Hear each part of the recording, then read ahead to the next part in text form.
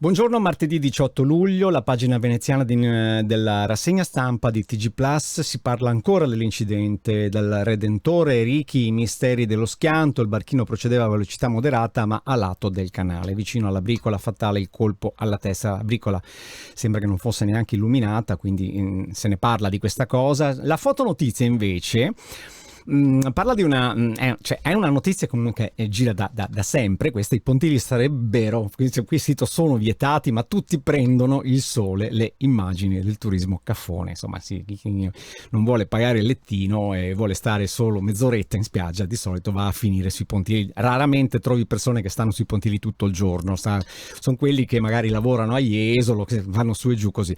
Però in ogni caso poi andremo a vedere il servizio del buon Cagnassi, che salutiamo. Trovato morto a 50 anni, ferite e lividi sul corpo, il caldo infernale a più di 40 gradi nella fonderia, flag in sciopero, e anche situazioni di lavoro che creano parecchie difficoltà. E vedete questo messaggio di vita in quella bottiglia trovata nel Garda, che era lì da 11 anni, 12 anni, e poi è stata ritrovata, carina anche come storia.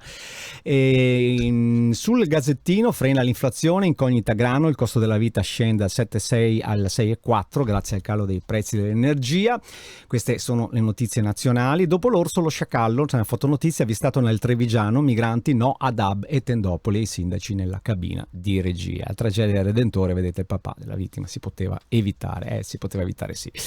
Cane guida e padrone cieco nella morsa di 2 alani, è stato accerchiato e poi domani c'è il picco del caldo, dice qui il Gazzettino, e dà un po' di consigli.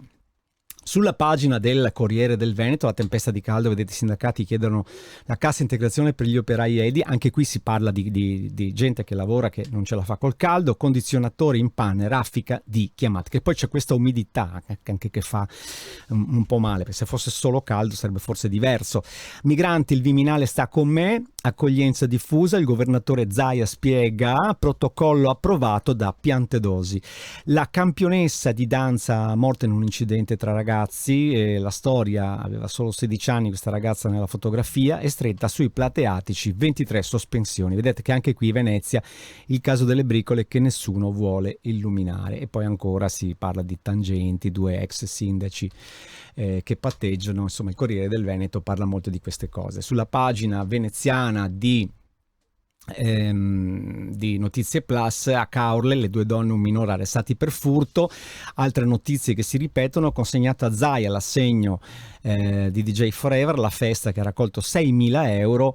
Altre notizie che vengono da Treviso, Padova e un po' tutte le province le trovate comunque quando entrate nella pagina.